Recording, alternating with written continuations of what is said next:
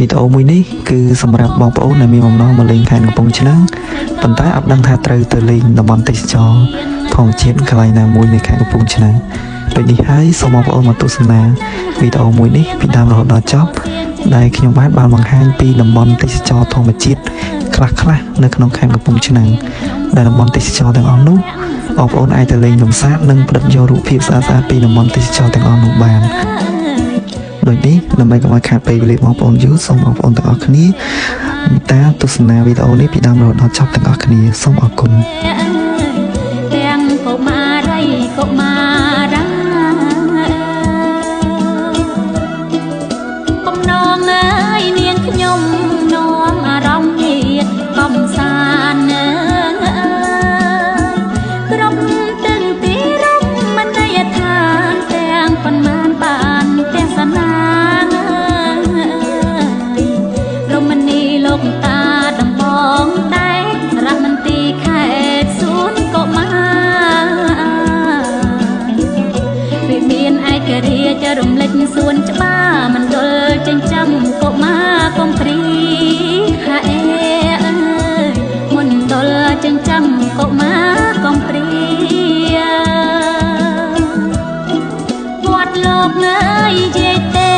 ផ្អែកទន្លេក្បែរផ្សារក្រោមរមណីយដ្ឋានបាក់ខំល្មមទេសចរជុំចោមកំសាន្តគុំគៀងសួនកំសាន្តផ្លូវមាត់ទន្លេរលករមរេបំពេរមណីសាក្រោមសាលើស្ទើហោហៀលូដោពងភីលូដល់រាត្រីហេលុងដល់រាត្រីស្រុករលៀបអ៊ីបានជាប់ងារជាស្រុកលូតលាស់សាលាសម្ដេចរំស្នើមិនអងសន្សំខួងខួងហើយថ្មី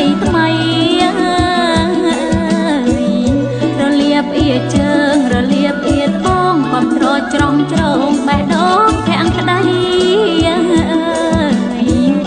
ស្រណងម្លែងទេអោឃុំសំស្រែថ្មីរន្ទឺល្បាញល្បីភ្នំក្រាំងដៃមៀងហេរន្ទឺល្បាញល្បីភ្នំក្រាំងដៃមៀង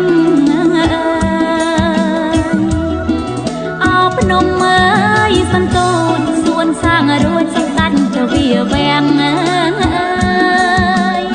ប្រធានក្រុមការងារជួយកំពង់ឆ្នាំងរហូតថាខ្លាំងចែងចាំងអោភៀងទំនុកឆ្ពាំងសែនជ័យទុកទឹកធ្វើស្រែដងជ្រៃព្រៃខ្មែរស្រែស្រូវពោពីងអោភ្នំរាប់បានសាងស្អាតអោភៀងខ្មៅស្ពានជូនរៀងបាញ់ជាងក្រៃក្រហើយខ្មៅស្ពានជូនរៀងបាញ់ជាងក្រៃក្រអណ្ដងអើយរស័យឃុំស្រែថ្មីជាក្រុងរមនីទាំងសតាវត្ថុអនុស្សាវរីយ៍សពការនីសោភីបវងសម្រិតសម្រាំងដាក់តាំងរហូតលៀបពណ៌ល្អ